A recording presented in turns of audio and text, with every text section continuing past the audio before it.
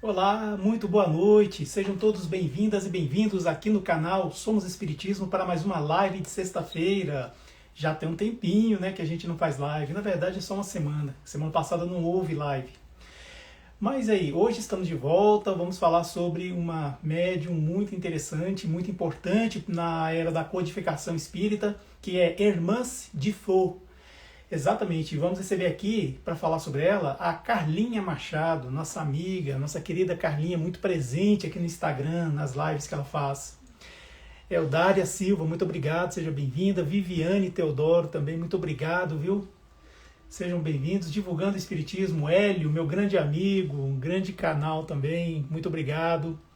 Fiquem com a gente, vocês vão ver, vai ser uma live muito interessante. Beth Nóbrega, muito obrigado, viu, pela presença. Muito bom receber todas vocês e todos vocês aqui.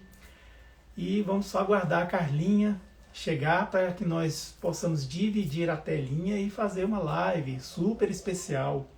Hermance de Faux, ela tem um quê assim de mistério. Vocês vão ver mais para o meio da live, a gente vai tocar num assunto que fica assim algo meio misterioso, que ninguém conseguiu explicar ainda sobre ela. E é o que nós vamos falar, viu? Exatamente, nós vamos falar sobre isso. Ela tem essa coisa assim misteriosa e a gente vai trazer isso aí para nós elucidarmos tudo isso aí. Lorena Alves, obrigado Lorena por você ter vindo aqui. Pessoal, escreve aí qual cidade que vocês estão, por favor, só para a gente ter uma noção assim da dimensão de onde nós estamos chegando. O Hélio, o Divulgando Espiritismo, eu sei que é de Palmeira, no Paraná. A Mite está aqui, minha amiga. Mite, muito obrigado pela presença. A Mite, se não me engano, ela é de São Paulo, capital. Mite, se eu tiver errado, me corrija aí, viu? Eu pedi para cada um escrever aí qual cidade que está, para a gente comentar aqui, ver, né, até onde a gente está chegando. Eu acho interessante a gente saber, né, assim, que a gente vai reunindo diversidade. Olha só, a Lorena Alves está em Goiânia. Que legal, a minha terra, sabia, Lorena? Eu nasci em Goiânia, exato, sou goianiense. A Beth Nóbrega é de São Paulo. Olha só, isso. Ah, tá. A Mite, ela é de Tuverava, São Paulo. Quase que eu acerto, hein, Mite? Quase. Pensei que você era da capital. Não, em Tuverava, São Paulo. E a Carlinha Machado já chegou. E sem delongas, vamos logo chamar ela para dividir aqui o espaço aqui conosco. Médio muito interessante. Terra boa, né, Lorena? Eu também acho. Sou meio suspeito para falar, mas né? Hoje eu estou em Brasília, viu, Lorena? É. Carlinha, seja bem-vinda. Boa noite. Boa noite, Ed.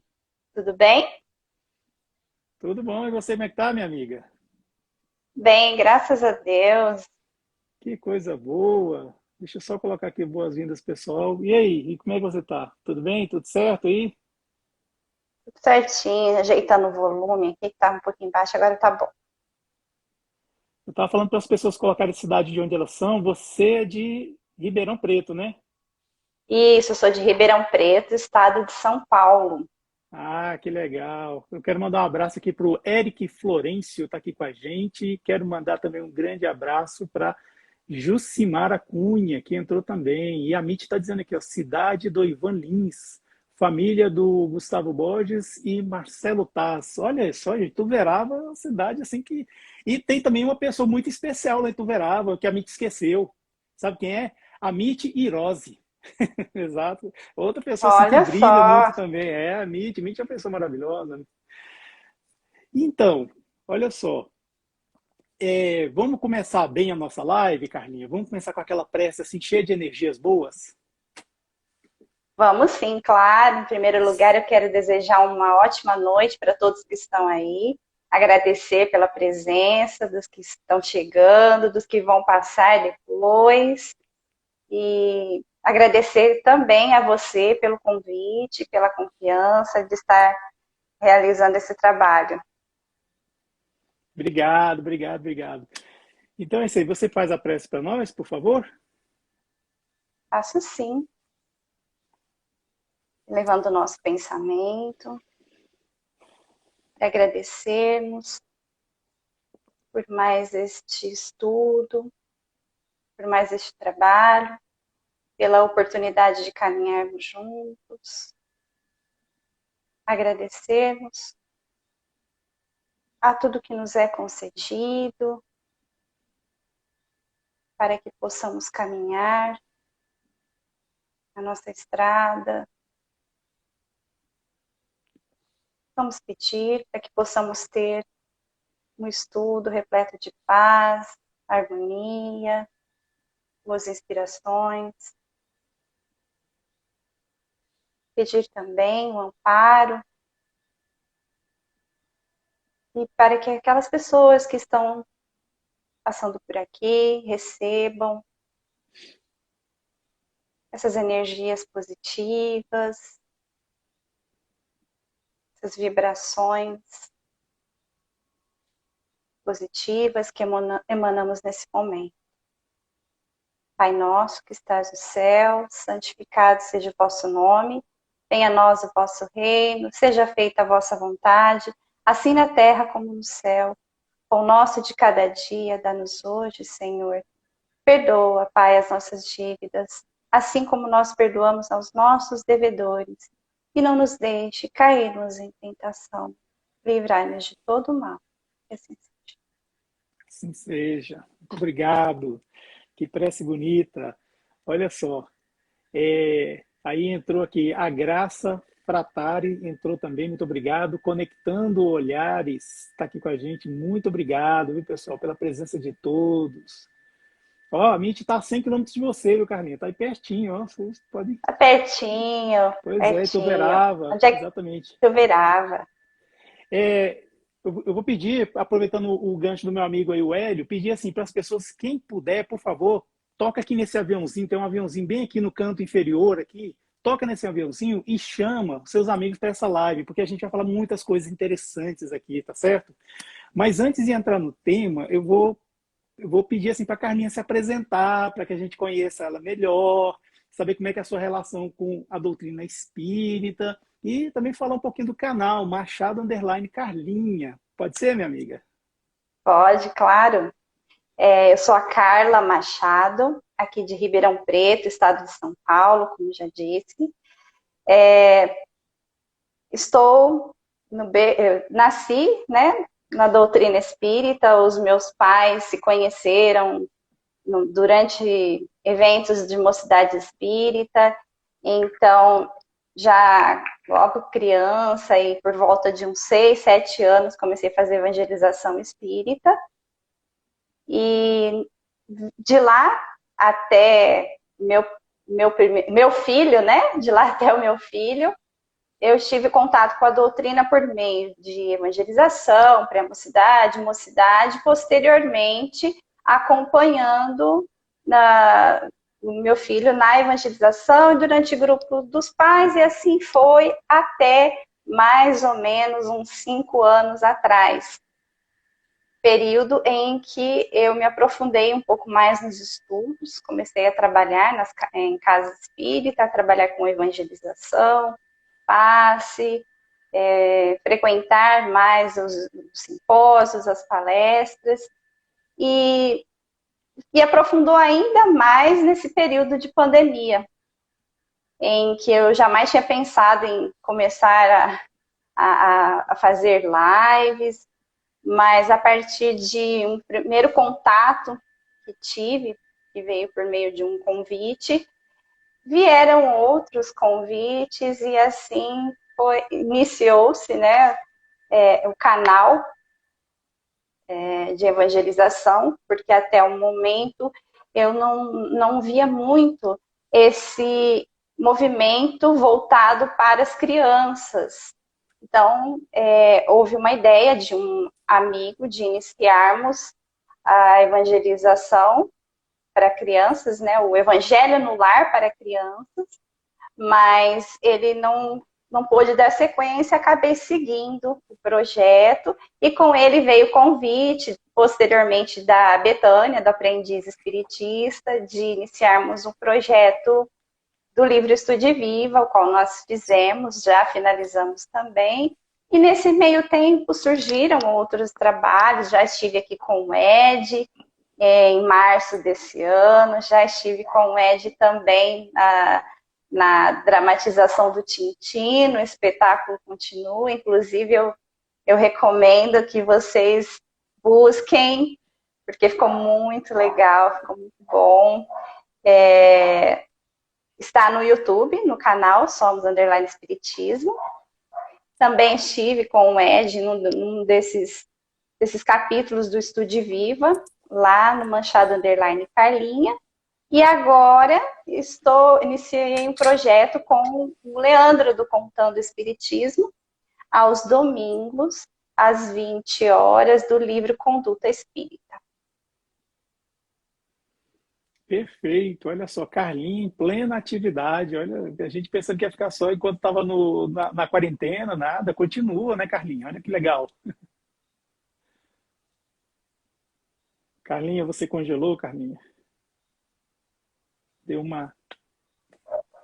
Você está ouvindo? Carlinha, você está ouvindo? Tá travando aqui para mim um pouquinho. Deixa eu só ver se é a minha internet. Espero que não seja. Vamos mentalizar o modem aí. Para Quando você quer dar um reforçar. abraço para... Eu Você quero dar tá um me abraço aqui ouvindo? na Leila, que está aqui com a gente. Estou ouvindo sim, muito obrigado. A Tá. Rose está aqui, muito obrigado pela presença. A Ledíssima, minha esposa, está aqui também. Rir Moura está aqui também, gente. Glaciele, Thaís Glaciele. Dênia Barbosa está aqui também com a gente. Muito obrigado. Bom Chiquinho, muito obrigado, viu? Luiz Pana, conectando olhares. Muito obrigado pela presença de todas e todos. Lucineide, muito obrigado, viu? Josiane Machado também está aqui, muito obrigado. Então, Carne, a gente vai falar hoje sobre a médium, né? Hermance de la Jochère de Faux. Gostou do meu francês? Pois é, um desafio, né?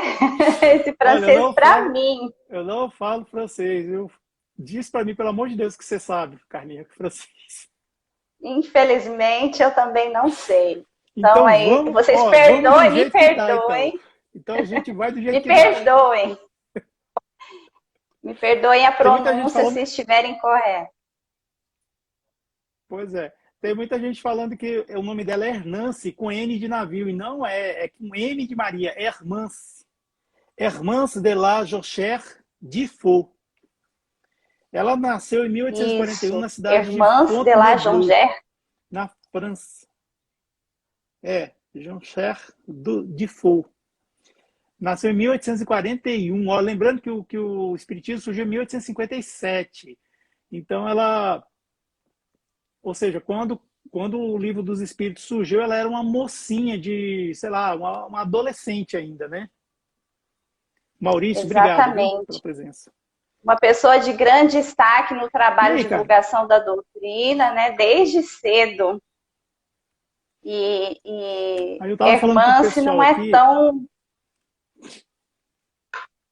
Hum, ela não é tão mencionada, né? Nós não ouvimos falar muito de Hermance e não há muitos registros sobre a história dela, são poucos registros existentes.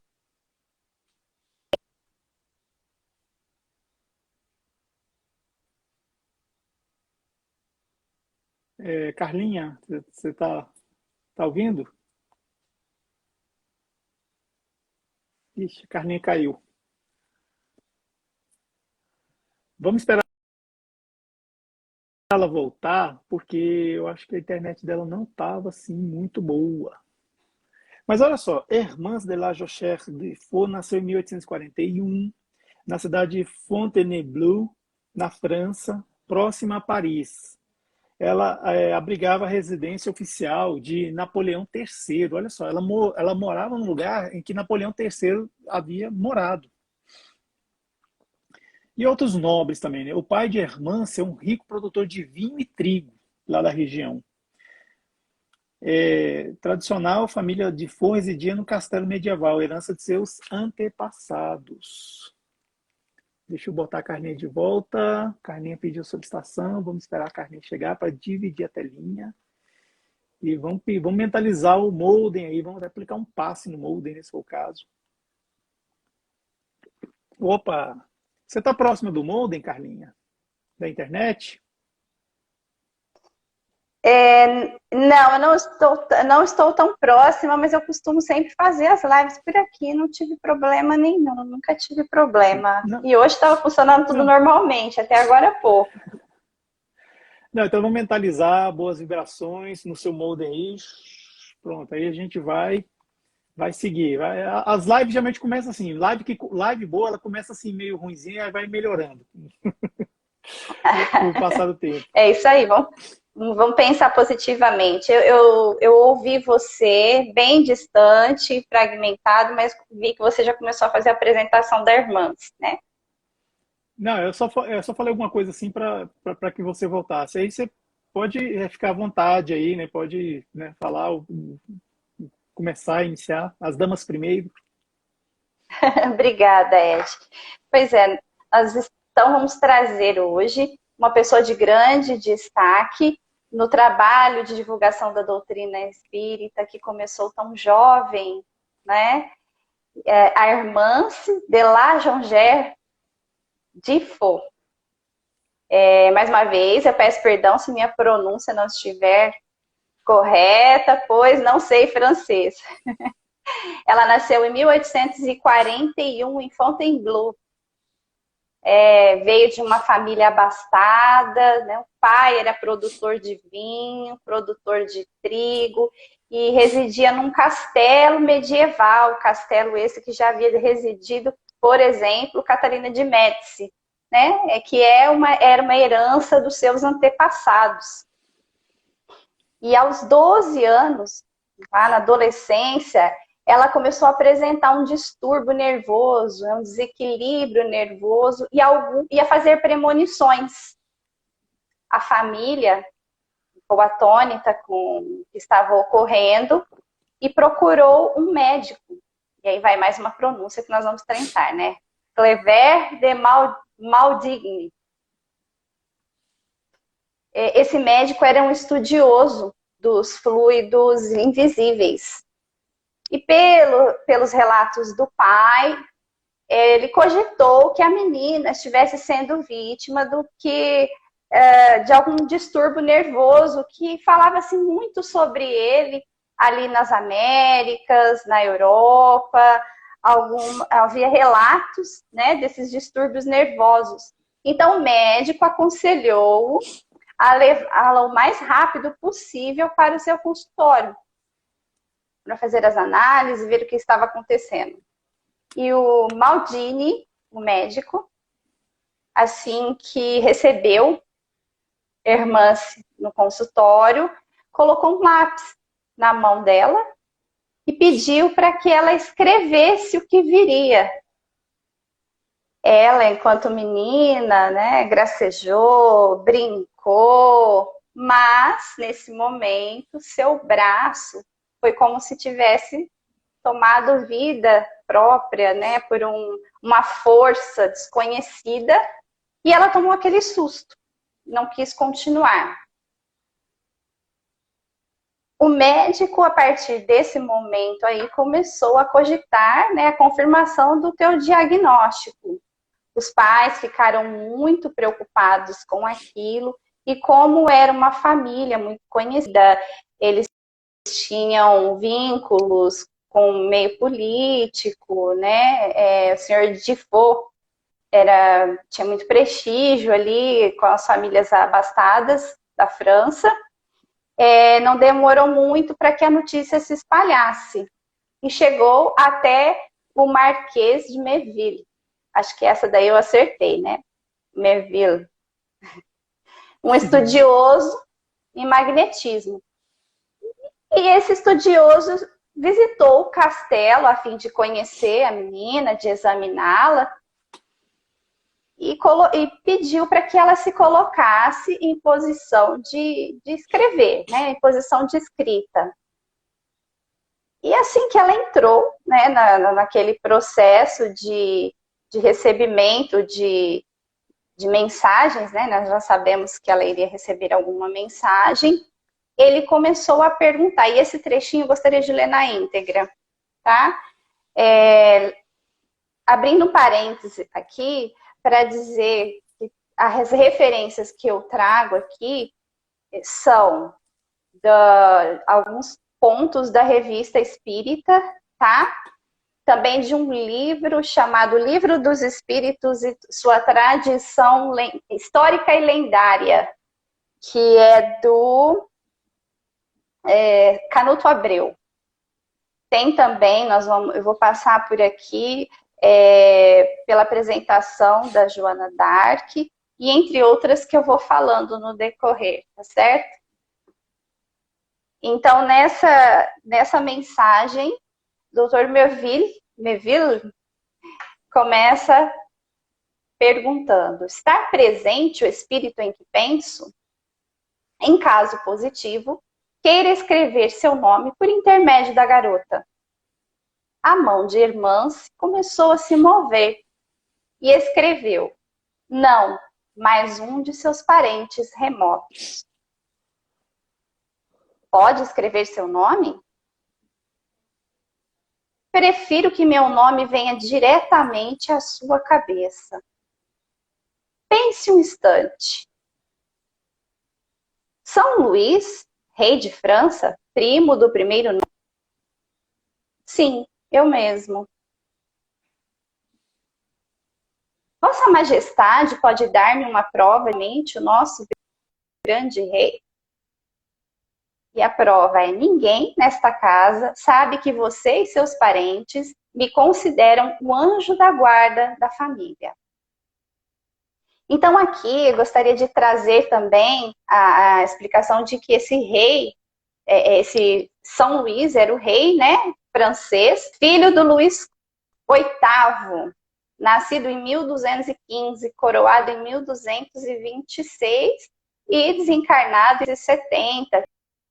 Teve um reinado bastante conturbado. Enfrentou a revolta dos vassalos, a guerra dos albigenses, venceu batalhas contra os ingleses, organizou cruzada, foi vencido, aprisionado, enquanto resgatado ficou na Palestina até 1200. Empreendeu mais uma cruzada e morreu de peste. Foi canonizado pela Igreja em 1297. E eu estou trazendo aqui essa referência porque São Luís vai ser bastante citado daqui para frente, né? Então tem o questionamento: quem seja esse São Luís? Então, depois da finalização dessa mensagem, o senhor Malvigne via como uma doença, continuou vindo, né? O médico, vamos trazer assim, o médico continuou vindo como uma possível doença, mas o Marquês, para ele, ela captava ideias do ambiente, e na pior das hipóteses, podia ser intérprete do diabo, né? Porque ele era católico, então não podia admitir que aquilo viesse como, como manifestação dos espíritos. Seria necessária uma análise na Academia de Ciências de Paris. E o Dr. Dufault, pai da Hermance, não levou adiante aquilo. Ele não quis levar adiante aquilo, e a família foi se acostumando, ela continuou com aquele desenvolvimento da mediunidade, os contatos com São Luís continuaram. E nesse meio tempo, ela veio a escrever a autobiografia póstuma, a história de Luís IX, contada por ele mesmo.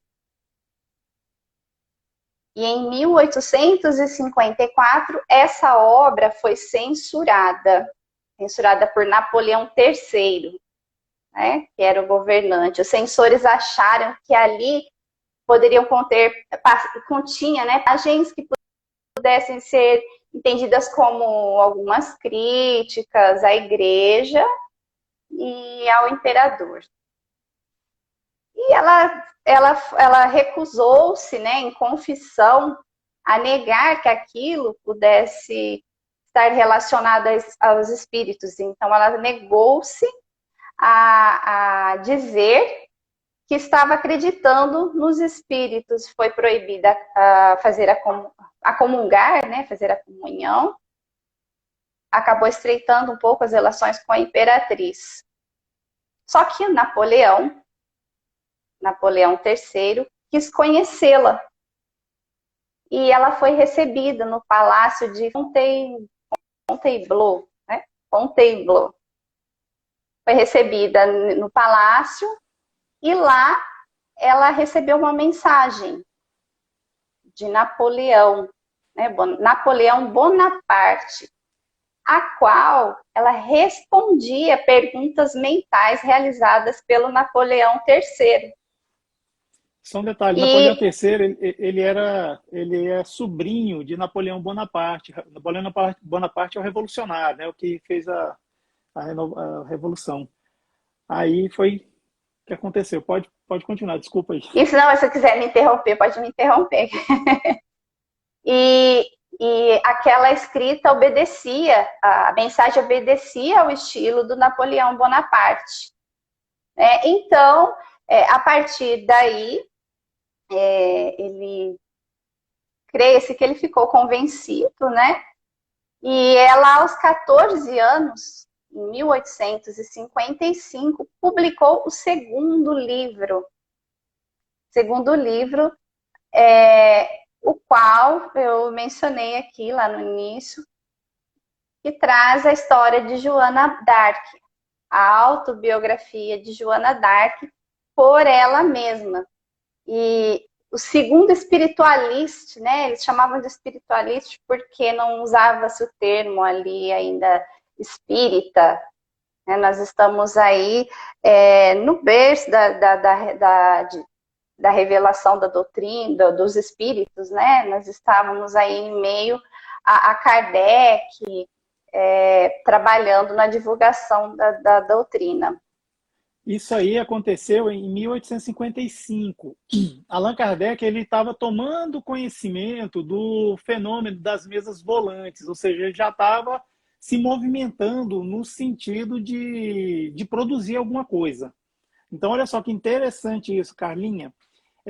Antes de surgir o Espiritismo, a palavra Espiritismo, já tinha pessoas publicando livros psicografados de pessoas que viveram naquela época, como Napoleão Bonaparte dando mensagens, a autobiografia de Luís IX, né, que mais tarde passou a ser São Luís, e também Joana d'Arc, né, que são pessoas assim que são muito, mas muito caras para a sociedade francesa, hoje e também, claro, naquela época. Exatamente, são relatos, são documentos históricos, né? Porque autobiográficos, de muita representatividade. E nesse livro, o livro autobiográfico, né, da Joana d'Arc, que também foi médium, né, na apresentação desse livro, na edição que eu puxei nas pesquisas, eu destaquei aqui alguns trechos que fala o quê? Sobre o poder descritivo da narração minuciosa, a riqueza dos detalhes, como, por exemplo, a relação de todos os participantes de seu julgamento da Joana d'Arc, né? Nome completo, profissão, título de cada um deles, nos dão uma ideia das qualidades da médium receptora e do espírito que a ditou. Então, apesar dela ser jovem, ela tinha essa riqueza de detalhes que ela estava trazendo nas obras, né? Então, como ela poderia saber, né? Ela era muito jovem. A trajetória de detalhe. Pode falar. Esse livro aí tem uma curiosidade interessantíssima. A Hermance de Faux, ela era muito, você falou, ela era muito jovem, então assim, ela não estava completamente alfabetizada, né, na língua materna dela, que é o francês. Então ela estava escrevendo e às vezes ela errava. Aí o espírito corrigia ela, falava assim, não, essa palavra escreve assim, essa palavra é tal, não, isso aqui concorda com, sabe? Então assim, era uma coisa incrível, isso que acontecia. O espírito meio que ajudou ela a se alfabetizar, né? Porque ela estava mais ou menos naquela época assim, de quem está aprendendo, está tomando ainda conhecimento com a escrita, né? Ela, claro, ela já se expressava, falava, tal, porque ela tinha 14 anos por aí, mas ela ainda cometia alguns erros, e o espírito ajudava ela corrigindo. É muito interessante isso, não é? Muito interessante. E o trechinho que eu separei aqui foi para falar da trajetória da Joana d'Arc, em solo francês, que é conhecida mundialmente, da sua obstinada bravura, a devoção sem limites aos espíritos que lhe apareciam e que a conduzirem seus atos nessa encarnação. O seu imenso amor pela França, né? Joana d'Arc tinha um imenso amor pela pátria, aliados à sua simplicidade, sua pureza, seu bom senso e a nobreza de seu caráter, tornaram-na heroína sem par desde o século XV. E aí nós vemos lá mais para frente que ela foi queimada viva, né, em 30 de maio de 1431, aos 19 anos de idade. E olha só, o livro veio cinco séculos, né, 5 séculos depois. Olha o tempo percorrido, né, até que ela viesse a se manifestar para contar a sua história. E ela foi beatificada em 1909 pelo Papa Leão XIII e canonizada em 1920. Olha quanto tempo que levou, né, para ela ser canonizada. 1920. E, bom, esses foram os pontos aqui da apresentação do livro. E também tem um detalhe que Leoni, posteriormente, publicou também um livro para falar sobre Joana d'Arc, que veio a ratificar algumas informações que foram trazidas nessa psicografia da Hermance. Você quer fazer algum comentário? Não, eu só gostaria de falar que Joana d'Arc ela era uma figura assim, muito emblemática para a sociedade francesa, pois houve aquela revolução e ela, de certa forma, ajudou a guiar o reinado, né, da França, né, naquela guerra contra os ingleses, porque eles tiveram várias guerras entre eles. E só que ela conversava com além, com os espíritos, e isso mesmo tendo conduzido, praticamente ter conduzido a França à vitória, ou seja, para acabar com a guerra, acabar com as mortes, quando alguém ganha uma guerra, tudo bem, gerou mortes, mas também acabou, não vai morrer mais ninguém, né? Pelo menos o que se espera, né? O que aconteceu? Ela foi condenada à fogueira, e contam os espíritos que ela viu o corpo dela começar a arder em chamas. Ela foi retirada do corpo antes, para que realmente ela não precisasse passar por aquilo, sofrer aquilo. Porque foi uma decisão daqueles homens lá, motivados por quê? Por uma fé cega. Então foi o que aconteceu. E se não me engano, eu já vi gente muito importante dizer que Joana d'Arc foi, em vidas passadas, Judas Iscariotes. Judas Iscariote. Olha que coisa Sim, interessante. olha Então veio que assim coisa. como. Eu sei que teve outras vidas depois, mas veio com o sentido de resgatar alguma coisa assim nesse sentido, né? O que aconteceu lá atrás com Jesus, que foi um tremendo engano, né, que ele cometeu. Ele não foi porque ele quis trocar o Cristo por algumas moedas, ele só queria era provocar uma reação do Cristo, era a intenção dele. Mas aí a coisa não saiu bem e virou o que virou. Então, é nesse sentido que eu queria comentar. É muito interessante, muito emblemático isso aí. Sim, e até hoje, pensar que até hoje tem pessoal que malha Judas, né? Pois é. E dando continuidade aqui, segundo o autor que eu mencionei, Canuto Abreu, né, algumas informações trazidas da obra, que tem em PDF também, inclusive, Allan Kardec conheceu a família Defoe em abril de 1857, né, o ano de lançamento do livro, do É livro isso que dos eu ia Espíritos. perguntar. O que aconteceu no dia 18 de abril de 1857? Lançamento do livro dos Espíritos, né? Então ele conheceu a Perfeito. família numa recepção dada por ele no seu apartamento. Foram levados por, agora vamos ver a pronúncia, hein? Madame Plaine Pleine Maison. Madame Pleine Maison. Pleine Maison. E no O, final da reunião, né, a irmã recebeu uma belíssima mensagem de São Luís, que a partir de então começou a participar da supervisão espiritual dos trabalhos de Kardec, e a irmã passou a trabalhar com Kardec